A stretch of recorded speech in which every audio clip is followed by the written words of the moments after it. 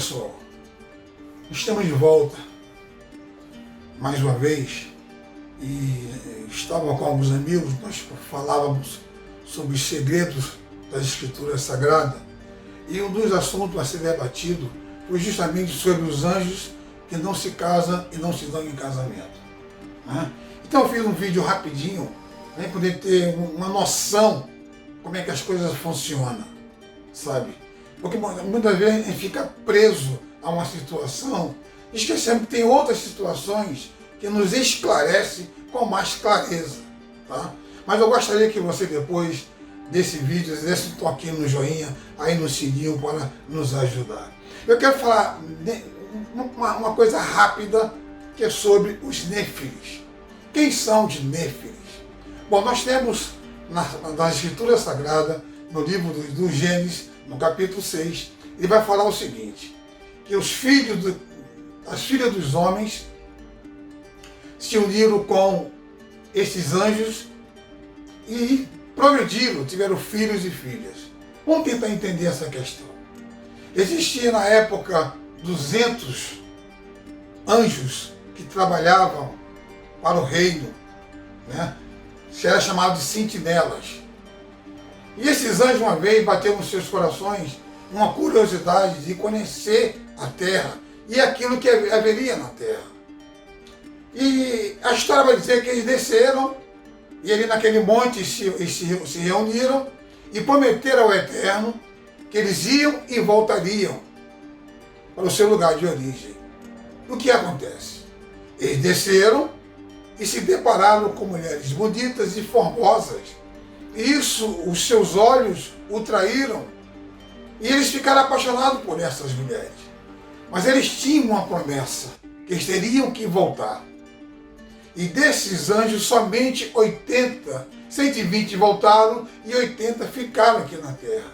E eles coabitaram com a filha dos homens, que tiveram a primeira geração de Néfilis. Esses anjos tornaram-se híbridos e aí eles reproduziram este povo. E este povo cresceu de tal maneira que começaram a destruir toda a cidade, toda a humanidade daquela região. Comeram tudo que poderiam de comer, mataram vários homens, mataram várias pessoas, estupraram várias mulheres. E veio a segunda geração dos Néfilis, que é o Aliudes, homens grandes, fortes, poderosos, sábios. E a destruição continuou. Aí você vai entender por que o Senhor amaldiçoa todos os sobreviventes da terra. E ele pede para que tudo seja destruído, usando Noé como escape para poder salvar uma humanidade que estava corrompida. E vem a terceira geração, que são os grandes gigantes, homens altamente perigosos. Você tem uma ideia? O Talmud vai dizer que esses homens eram tão grandes que a água do dilúvio não teve poder sobre eles. Isso quer dizer o quê? Isso quer dizer que eles sobreviveram. Olhando bem para o livro do Gênesis, nós entendemos que Abraão, quando ele chega na terra prometida, ele tem que lutar com 5 reinados. E segundo a história, esses reinados eram constituídos de homens enormes, grandes, fortes e inteligentes. O que é que esses homens ensinam para este povo? Engenharia, química, astrologia. Tudo isso foi ensinado através da sabedoria desses anjos que tornaram-se caídos, porque eles desobedeceram e não cumpriram com a sua palavra que tinha dado ao Eterno, que ele voltaria para o céu. Deus chama Gabriel e diz para ele separar 5 anjos com ele, desçam até a terra e rebanhem esses 80 anjos e tragam de volta. Né? Que é Uriel, Rafael, Raquel, Miguel e Gabriel. E eles descem na terra e se deparam com esses 80 homens, anjos, e pedem para que eles voltem, e eles entram em conflito, e eles acabam não voltando, e permanecem aqui na terra. Mas como fica aquela palavra que o anjo não se casa e não se dá em casamento?